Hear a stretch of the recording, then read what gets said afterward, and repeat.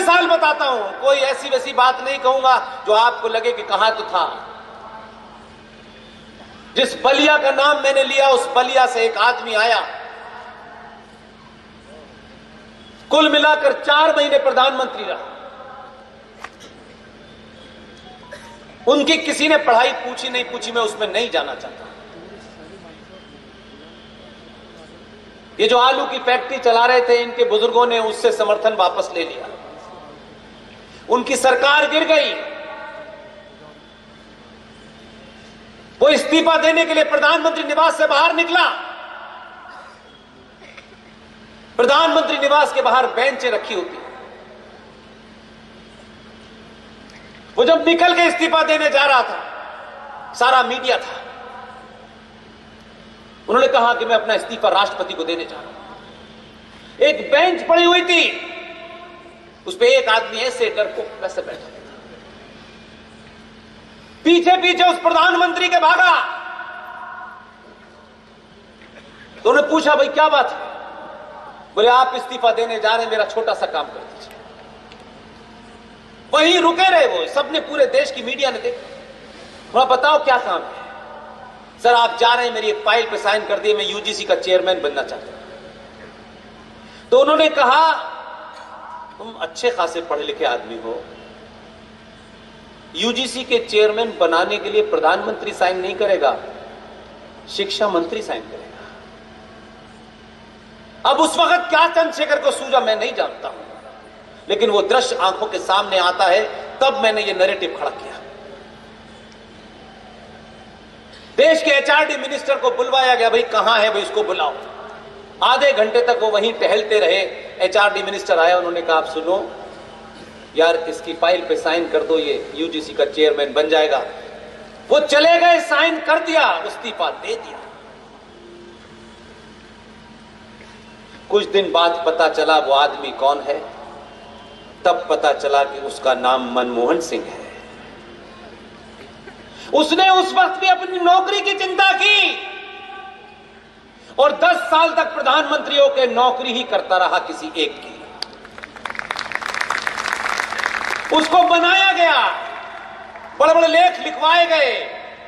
हमेशा ऐसे लोगों के बारे में बड़े बड़े लेख बड़े बड़े अखबारों में छपवाए जाते हैं। क्या अर्थशास्त्री थे, वाह। 10 साल तक डिग्रियां बताई जा रही थी, यहां से ये डिग्री है, वहां से वो डिग्री है, वहां से ये डिग्री है। लेकिन कैसे कैसे संकटों में फंसाया। यह स्थिति कर दी कि देश का प्रधानमंत्री, समकक्ष राष्ट्र अध्यक्ष जब आते थे तो उनके बीच में प्रधानमंत्री पीछे होते थे और 32 वाली आगे होती थी। बिना किसी संवैधानिक पद के एक पद तैयार किया गया कि इनके लिए क्या करें, ये चेयरमैन हैं। 10 साल तक मैडम ने 72 नहीं इकट्ठे कर पाई, लेकिन प्रधानमंत्री के अंदाज में रही।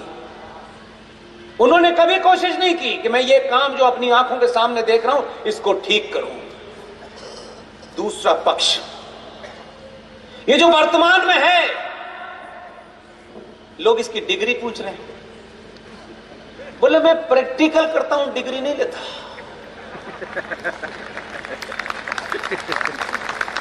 कोई डिग्री नहीं है इसके पास। लोग कह रहे हैं ये पढ़ा लिखा नहीं है, वो पढ़े लिखे इंटरव्यू ले रहे हैं और वही छाप रहे हैं। इसलिए ये बात मैं कहना चाहता हूं, पढ़े लिखे होना, पढ़ाई लिखाई आपको एक नौकरी दिलाएगी। नौकरी के पैसों से आप तब भी गेहूं की या बाजरे की रोटी खाएंगे, सोने की नहीं खाएंगे। 4 कमरे के मकान में रहेंगे तब भी छत के नीचे ही सोएंगे, और 1 कमरे में भी सोएंगे तब भी छत के नीचे सोएंगे। दुनिया इस बात से आपको नहीं जानेगी कि उनके वो राजमहल में रहते थे। आप क्या करके गए हैं, इसे हम जैसे लोग अनादि अनादि काल तक आते रहेंगे और उनका गुणगान करेंगे जो छुप के कुछ कर गए।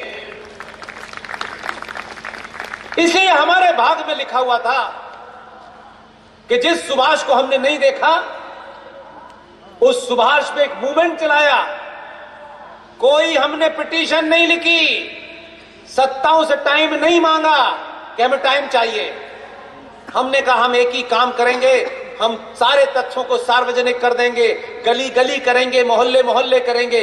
आज तो इतना बड़ा दिन है कि हजारों की तादाद में लोग आते हैं और हमको बुलाते हैं, टिकट के पैसे भी दे देते हैं। उस वक्त तो ये भी नहीं था, तब भी हमने हिम्मत नहीं हारी। रात में 2 बजे 1 बजे इस ढाबे पे यहां वहां बोलते रहते थे, लेकिन आवाज गई। और एक दिन पता चला, यकायक इंडिया गेट पे एक प्रोग्राम हो रहा था, उसमें वो शामिल हुए। और इस आदमी की क्वालिटी ये है कि ये कोई काम अकेले नहीं करता, न कमरे में करता, ये हर बात को सार्वजनिक करता है। और उस दिन घोषणा हुई कि जो 23 जनवरी, जिस दिन सुभाष चंद्र बोस पैदा हुए थे, उन्होंने कहा जो 26 जनवरी का कार्यक्रम 24 जनवरी से शुरू होता है, अब 23 जनवरी से शुरू होगा। तालियां और बजाइएगा, 1 मिनट रुक जाइए। कुछ लोग बेहोश हुए कि 23 जनवरी इसने स्थापित कर दी। उसने टेस्ट करके देखा कि जिनको चिल्लाना चाहिए था वो भी चिल्लाए नहीं, ढंग से नहीं चिल्लाए। दूसरे दिन गया और फिर कहा कि अब से इंडिया गेट पर छत्तीसगढ़ के पहाड़ियों से ग्रेनाइट की एक चट्टान को ला करके 28 फीट ऊंची सुभाष चंद्र बोस की मूर्ति इंडिया गेट पे लगेगी।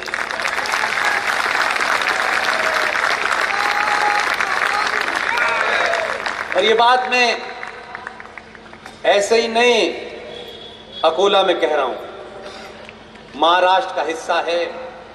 आप सब लोग सावरकर के मानने वाले हैं। आप सावरकर को जितना बड़ा हीरो मानते हैं, मैं नहीं समझता कि उस दौर में किसी को मानते होंगे। लेकिन ये खबर मुझे आपके साथ पूरे भारत में सार्वजनिक करने में अकोला के भाग में था, इसलिए कर रहा हूं।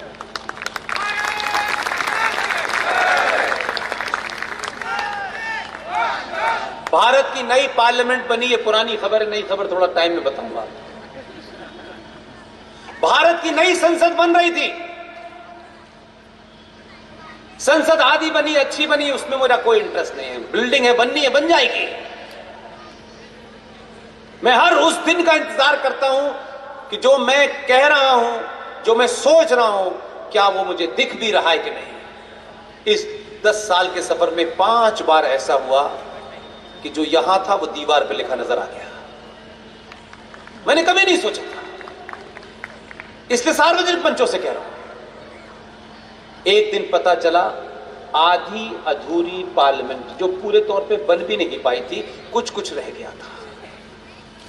आप अपने हीरोज को आने वाली नस्लों के सामने कैसे स्थापित करें, इसका इससे बेहतरीन नमूना नहीं हो सकता। चिल्लाने से, भारत माता का नारा लगाने से बात नहीं बनती है। आपके मन में होना चाहिए। हिंदुत्व का ढोंग करने से हिंदुत्व मजबूत नहीं होगा। ढोंग मत करिए। इस सदी का युवा आपको याद भी रखेगा और आपको बुरा भी कहेगा कि जब समय आया था उठ खड़े होने का, तब ये अपने अपने स्वार्थों में बटे हुए उठ तक नहीं पाए, सच को सच नहीं कह पाए। उसकी जाति देखने लगे, उसके एजेंडे को देखने लगे। मेरा इसमें कोई इंटरेस्ट नहीं है। मैं सिर्फ ये हूं कि मैं प्रत्यक्ष गवाह हूं। मैं जानता हूं कि जाने के 100 साल के बाद भी जब लोग उसे याद करेंगे तो सावरकर जयंती मनाने के लिए डेट नहीं खोजनी होगी। नई संसद बनी, यकायक अनाउंसमेंट हुआ कि नई संसद का इनॉग्रेशन होना है। तो वो जो आलू की फैमिली है, उनके तो यहां से ये ऊपर का चैम्बर ही खाली है, तो उनको समझ ही नहीं आया। उसको समझने के लिए भी समझ चाहिए। उसने यकायक कहा कि भाई ये जो पार्लियामेंट है इसका इनॉग्रेशन होने वाला है। उसने डेट भी अनाउंस कर दी। वो कहां सोच रहे, वो अपने लगे हुए थे। और जिस दिन डेट की तो भी दोपहर तक हम जैसे लोगों को तो पता चल गया, तो हम तो और चद्दर तान के सो गए कि हमारे मुंह से ना निकल जाए। दोपहर तक लोगों को यह पता ही नहीं चला कि ये यकायक इस बिल्डिंग का इनॉग्रेशन आज क्यों कर रहा है। दोपहर में पता चला। कुछ लोगों को कुछ चीजें देर से समझ में आती हैं, क्योंकि समझ की कमी नहीं, समझदानी ही की कमी है। दोपहर में 2 बजे याद आया कि ये नई पार्लियामेंट का उद्घाटन 28 मई को इसलिए कर रहा है कि उसी दिन सावरकर पैदा हुए थे।